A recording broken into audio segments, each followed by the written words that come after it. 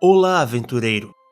Em um mundo de lendas, onde dragões sobrevoam montanhas e impérios se erguem e caem como areia, muitos buscam o poder nos castelos, nas riquezas e nos tronos. Mas e se eu te dissesse que a verdadeira força não está nos reis nem nos exércitos mais poderosos? Existe um lugar que se recusa a se curvar, um mosaico de liberdade e resistência, onde a maior força não está em grandes exércitos, mas no espírito de um povo que escolheu viver livre. Hoje vamos mergulhar nas histórias ocultas e nos heróis esquecidos de um dos lugares mais intrigantes de Faerûn. Preparem-se para conhecer a Terra dos Vales nos Reinos Esquecidos. Eu sou Hernandes e este é o Universo D20.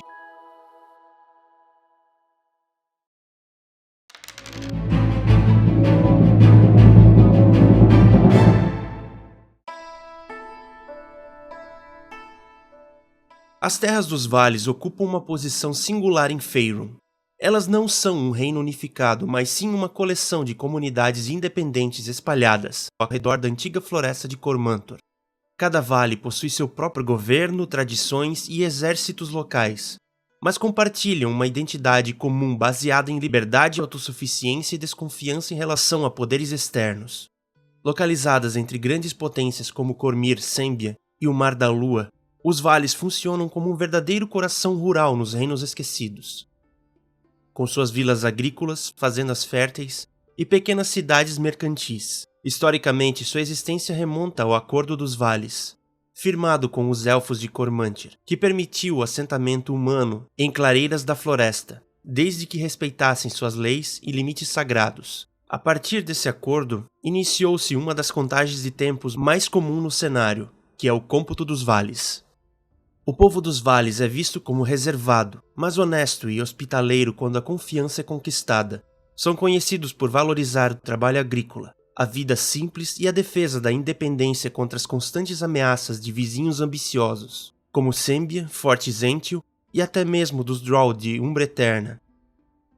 Ao longo da história, apesar das diferenças e disputas internas, os vales mostraram que podem se unir diante de perigos comuns.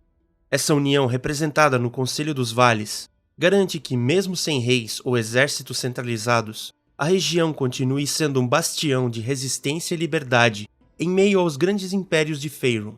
As Terras dos Vales constituem um mosaico de comunidades independentes, cada qual com sua própria identidade, mas unidas por uma história de resistência e liberdade. O Vale das Sombras é uma comunidade agrícola simples, mas uma das mais célebres de Faerûn. Localizado onde o caminho norte cruza o rio Ashaba, o vale se tornou palco de eventos decisivos contra os Drow, Zhentarim e pretendentes como Lashun, do Vale da Cicatriz. Sua capital é a Vila do Vale das Sombras, lar de aventureiros e governada a partir da Torre Retorcida, antiga fortaleza Drow. Entre seus marcos estão um imponente velho crânio, com cavernas e passagens através de um granito branco que levam ao subterrâneo. A famosa estalagem do Velho Crânio, ponto de encontro de aventureiros, o Bosque dos Druidas, local de rituais ancestrais, a Floresta das Aranhas, temida por Ettercaps e aracnídeos gigantes, e o Atalho das Sombras, rota estratégica entre Cormyr e o Mar da Lua.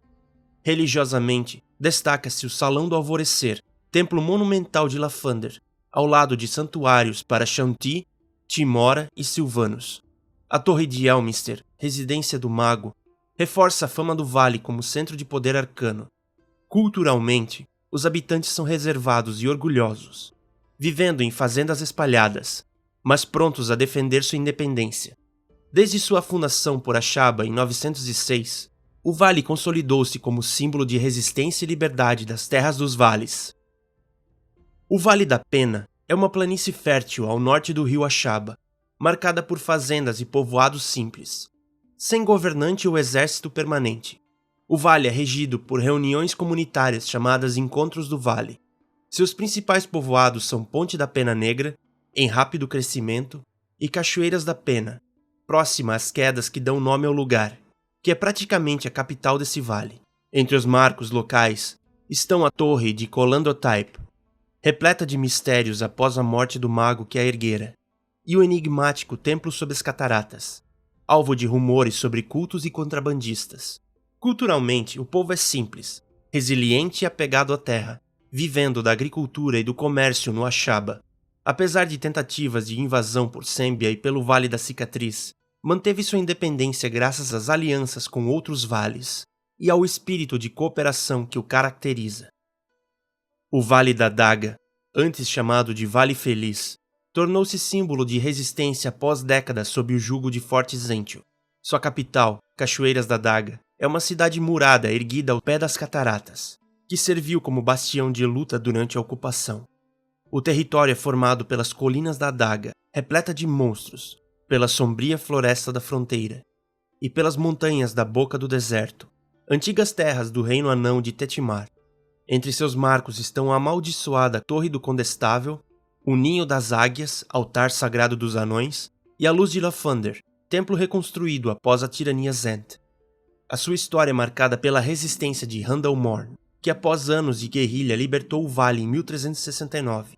Ainda hoje, o povo é desconfiado e endurecido, vivendo entre cicatrizes da guerra e a constante ameaça de novos invasores.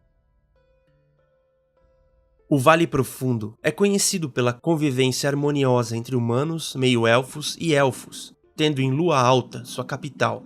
Fundado pela meia-elfa Imril Elarshi, nasceu com o ideal de união entre povos e respeito à floresta de Cormantor, sendo chamada também de Vale das Árvores.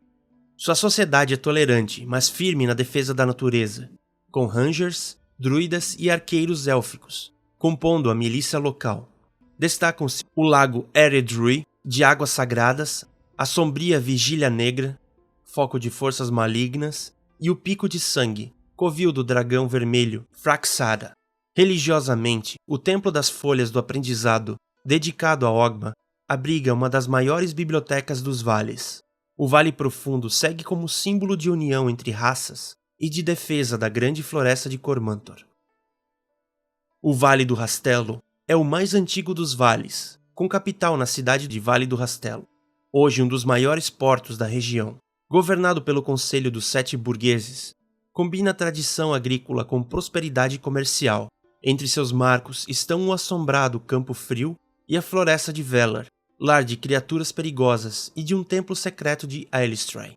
Antigamente chamado de Vale Velar, mudou após a queda do tirano Halvan e a criação de seu governo republicano. Nos últimos séculos tornou-se o principal porto das Terras dos Vales, prosperando de forma cautelosa e estável, sem perder sua identidade. O Vale Alto é um pequeno e remoto vale dos Picos do Trovão, cuja capital é Castelo Elevado. Vive da agricultura, do pastoreio e da mineração de cobre, mantendo-se simples e autossuficiente sob o governo de um alto condestável eleito. Entre seus marcos estão o local dançante, vale sagrado onde deuses se manifestaram e nasceram os arpistas, o gole de cobre, cheio de minas ativas, e a perigosa presa de Wyvern, lar de inúmeras dessas criaturas. Embora tenha sofrido breve ocupação do Zentarim no tempo das perturbações, o Vale Alto voltou à sua vida pacata, mas continua sendo uma rota estratégica entre Cormyr e Sembia. O Vale da Névoa é uma grande clareira fértil no coração de Cormantor, sendo sua capital o Val Ashaben, governado pelo Conselho dos Seis. É conhecido como celeiro das Terras dos Vales, produzindo grãos, cerveja e queijo em abundância. Entre seus marcos estão o Campo dos Túmulos, repleto de tumbas de antigos guerreiros Neferezi, a Província das Feras, infestada de monstros, e a Abadia do Feixe Dourado, dedicada a Shaun-Ti. Em 1356, o vale derrotou Lachan, do Vale da Cicatriz, e em 1425, sediou o conselho que restaurou a Pedra do Acordo. Hoje enfrenta pressões constantes dos Droll de Cormantor, que ameaçam sua prosperidade. O Vale da Cicatriz é um dos mais instáveis dos vales. Sua antiga capital, a cidade do Vale da Cicatriz, entrou em anarquia após constantes guerras, ocupações de Sembia, Zentarim e de Colina Longíqua, além da devastadora Praga dos Temores. O governo se deslocou para a encruzilhada dos Candeeiros e Cicatriz Profunda, lideradas por um conselho sob Kelvus Dermen, enquanto a capital segue dividida entre facções rivais e forças externas. O vale leva o nome do desfiladeiro chamado de A Cicatriz, cortado pelo rio Ashaba, que carrega as marcas da ambição de Lachan ao Mercer, derrotado ao tentar unificar os vales em 1356. Desde então, permanece um território fragmentado e disputado. O Vale da Borla, situado ao norte da Floresta do Arco e próximo a Sembia, tinha como capital Marca de Tegal, centro de artesãos famosos por cerâmica, tecidos e manufaturas de alta qualidade. Sua organização republicana refletia o espírito independente do povo. Embora a influência cultural e econômica sembiana fosse marcante, entre seus locais notáveis estavam a Abadia do Martelo Justo, dedicada a Tyr e protetora das Colinas do Tormento. Charburgo, antigo forte élfico convertido em quartel para patrulheiros, e o monastério da Ordem da Alma Solar, conhecido por sua disciplina rigorosa. O perigoso Brejo Glon, com lendas de mortos-vivos, e as planícies férteis que sustentam a população completam sua paisagem. Apesar de próspero e estável por séculos, em 1420 o vale foi tomado por mercenários de Yon, em Sembia, perdendo sua autonomia e sendo absorvido pelo domínio vizinho.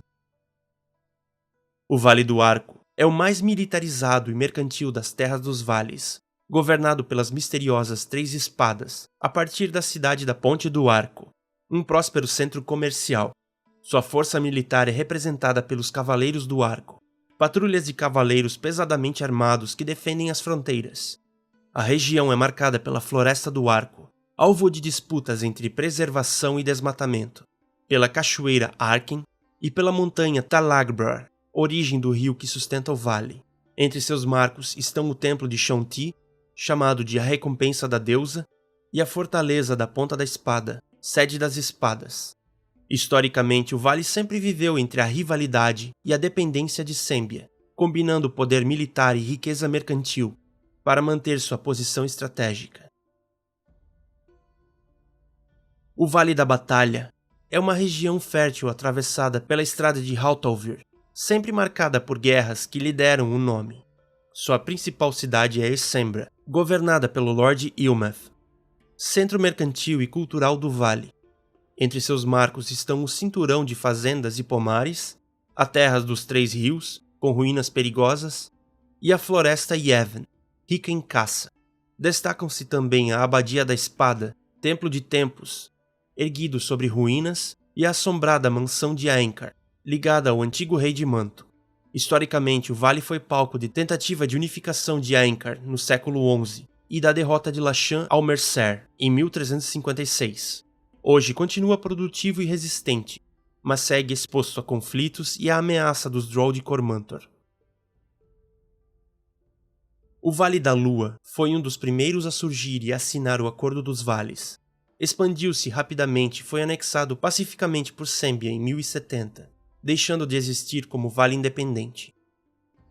O Vale Tesh ficava localizado ao norte, tinha como capital Onda Tesh. Foi destruído em 1316 por um exército orc, sob influência dos Zentarim. Suas ruínas ainda são usadas como base para bandidos e criaturas das montanhas da Boca do Deserto. O Vale Sesri foi fundado em 880 nas encostas dos Picos do Trovão, governado pelo chamado Senhor do Crepúsculo.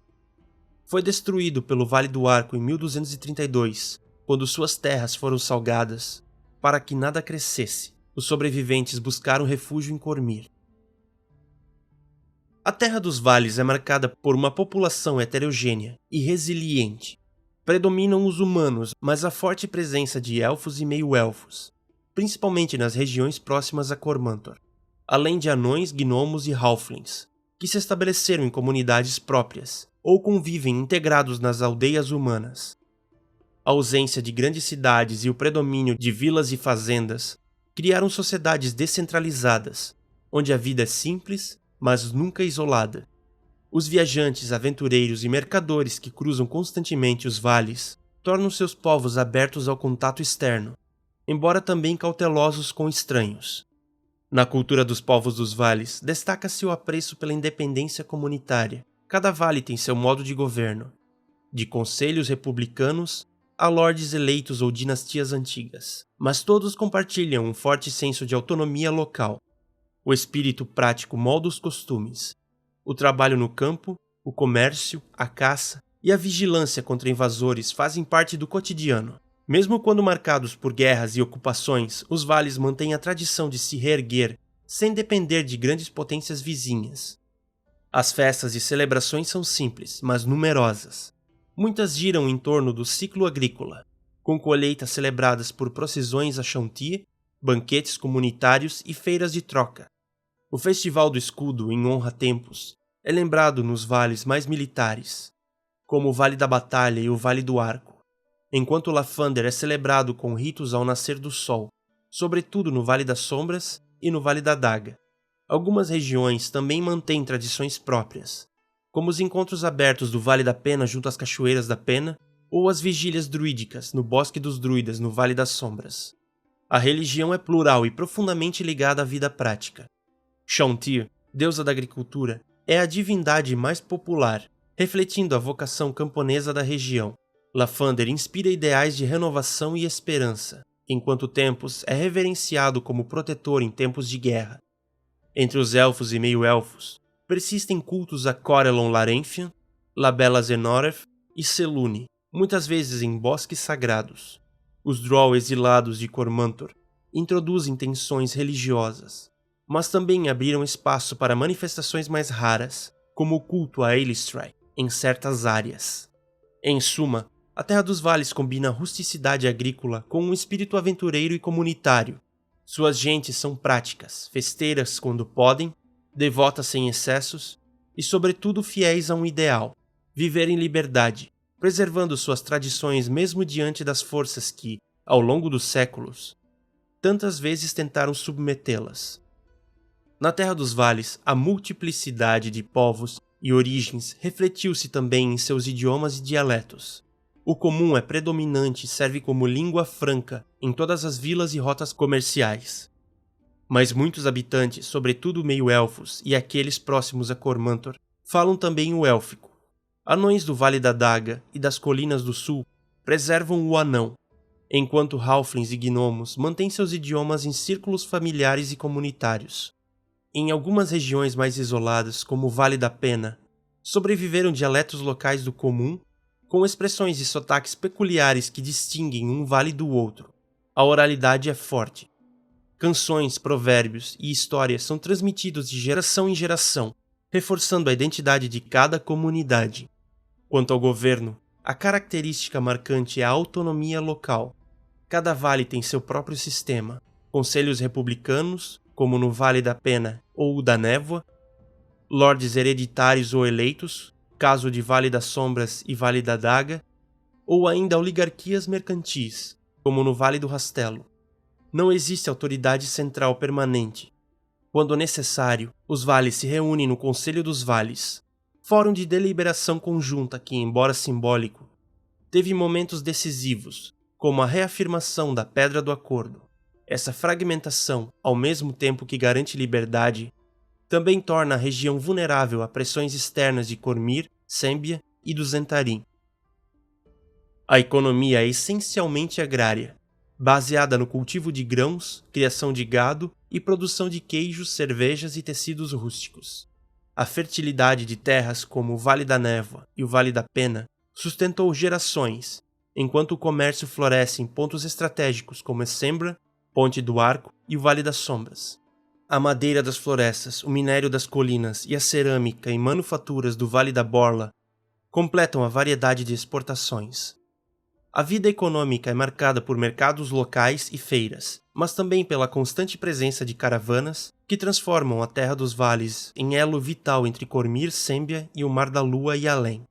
Ao contrário de grandes reinos, aqui a riqueza raramente se concentra.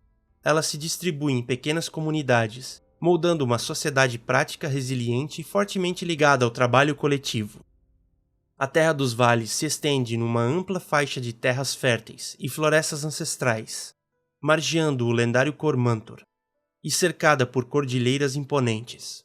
Seu relevo é variado, alternando planícies agricultáveis, colinas suaves e gargantas profundas que marcam tanto a geografia quanto a própria história da região. Entre suas principais referências estão as montanhas da Boca do Deserto, que delimitam a fronteira oeste contra o mar de areia de Anauroch, e os Picos do Trovão, a sul, onde se ergue o isolado Vale Alto. Mais a leste, O terreno desce até o Mar das Estrelas Cadentes, em cuja costa deságua o rio Ashaba, a mais importante artéria da região. O Ashaba nasce nos picos montanhosos e cruza diversos vales, formando quedas d'água célebres, como as Cachoeiras da Pena e as Cachoeiras da Daga, antes de seguir até o porto do Vale da Cicatriz. Outros cursos menores, como o Glymeryl e o Sember, alimentam o solo fértil e sustentam vilas e povoados. As florestas são presença constante e definem o caráter dos vales. O coração é a imensa mata de Cormantor, lar ancestral dos elfos, e ainda hoje um espaço de mistérios, ruínas mágicas e perigos. Dela se ramificam bosques menores, como a Floresta do Arco, disputada por madeireiros e protetores, a sombria Floresta das Aranhas, onde Ethercaps e aracnídeos gigantes caçam, e o lendário Bosque dos Druidas, no Vale das Sombras, um lugar de culto natural. Ao norte, a Floresta Yevon e outros trechos preservados lembram a abundância natural que sempre marcou a região. O clima é predominantemente temperado continental, com invernos frios e nevados e verões amenos, ideais para a agricultura. A primavera é marcada por chuvas que alimentam os rios, mas também provocam enchentes ocasionais. E o outono traz longos períodos de névoa, especialmente no Vale da Névoa. Em áreas mais altas, como o Vale Alto, o frio é constante, enquanto o sopro dos desertos de Anauroch pode afetar as fronteiras ocidentais, trazendo estiagens ocasionais. A fauna inclui tanto animais comuns de campo e floresta, cervos, javalis, ursos, lobos e aves de rapina, quanto criaturas fantásticas que se infiltram desde o subterrâneo ou regiões vizinhas. Aranhas gigantes, wyverns, leucrotas e até observadores. Bestas de montaria, como cavalos e pôneis, são parte vital da economia, assim como os salmões que sobem o Ashaba.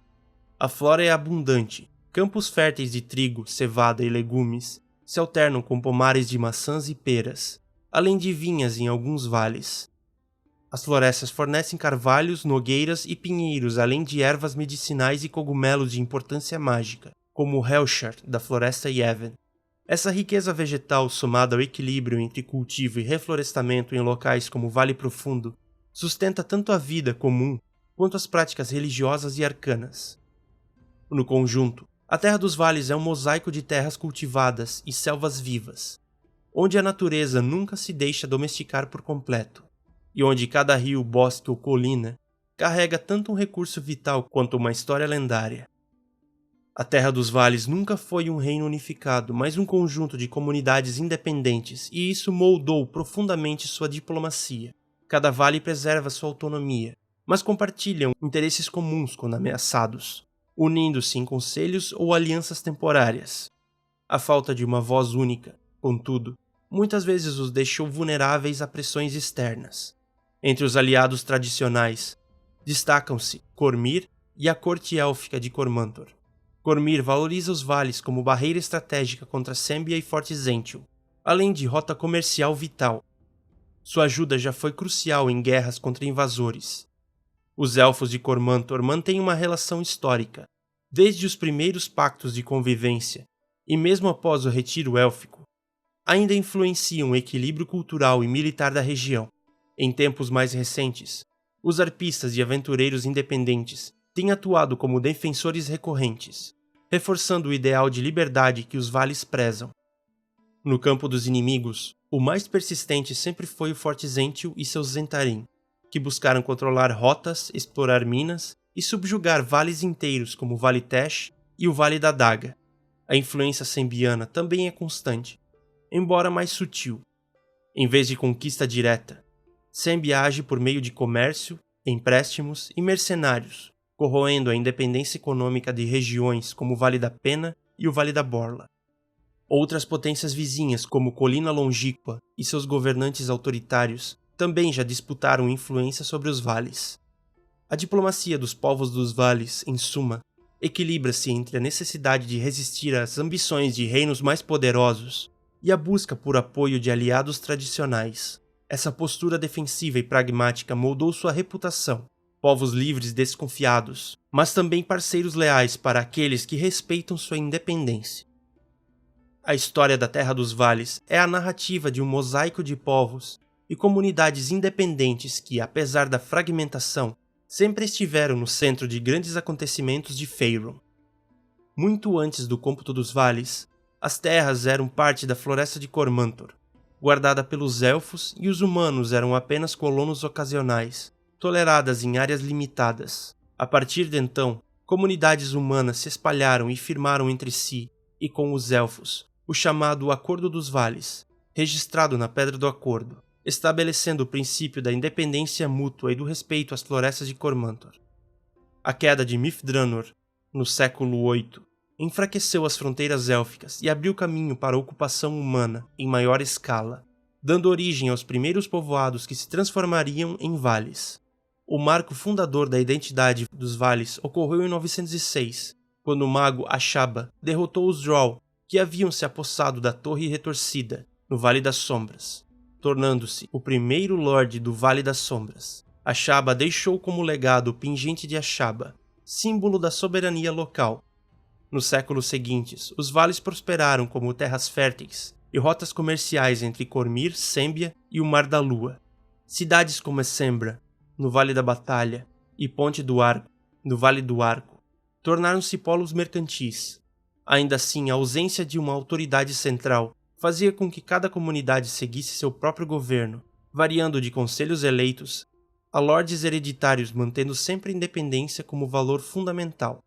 No ano de 1030, o guerreiro Ainkar, do Vale da Batalha, ergueu-se como figura unificadora, proclamando-se Rei do Manto e tentando reunir os vales sob um só comando. Seu domínio foi breve, encerrado em 1064, quando caiu vítima de um Dracolich em Essembra. Com sua morte, o sonho de unificação desapareceu, e os vales retornaram ao seu estado fragmentado. Durante os séculos XIII e XIV, a região se tornou o palco de inúmeras guerras e ocupações. O Vale da Daga esteve sob jugo dos Zhentarim por quase 30 anos, até ser libertado pela rebelião de Randalmorn. O Vale Tesh foi totalmente conquistado e deixou de existir como vale independente. O Vale da Cicatriz, sob Lanshan al-Mercer, tentou expandir seu domínio sobre os vizinhos em 1356, chegando a controlar o Vale da Pena e o Vale do Rastelo, mas foi derrotado por uma inesperada aliança de outros vales e potências estrangeiras, fato que deixou a região em ruínas. Paralelamente, os Drow de Cormantor intensificaram suas incursões contra os assentamentos humanos. O tempo das perturbações, em 1358, colocou a Terra dos Vales no centro de acontecimentos divinos.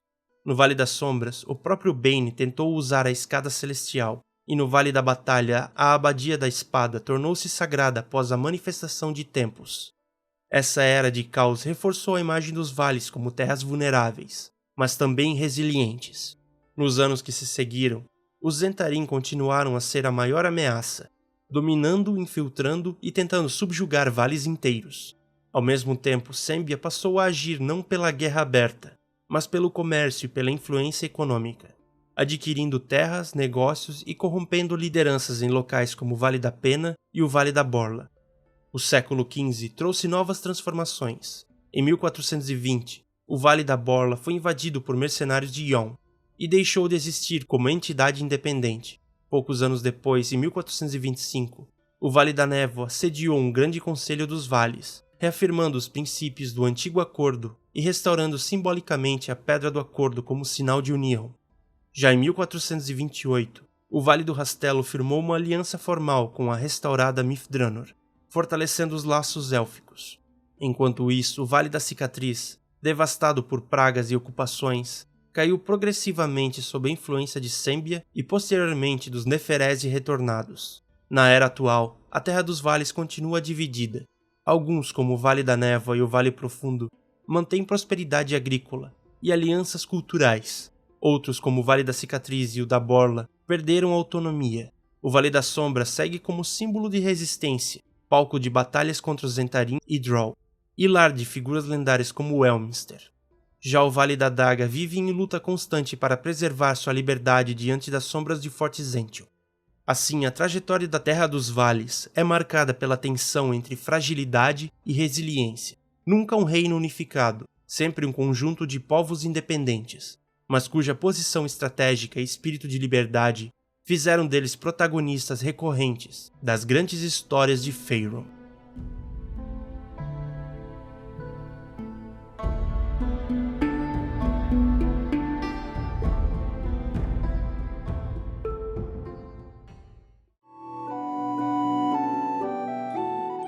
Gostou desse vídeo?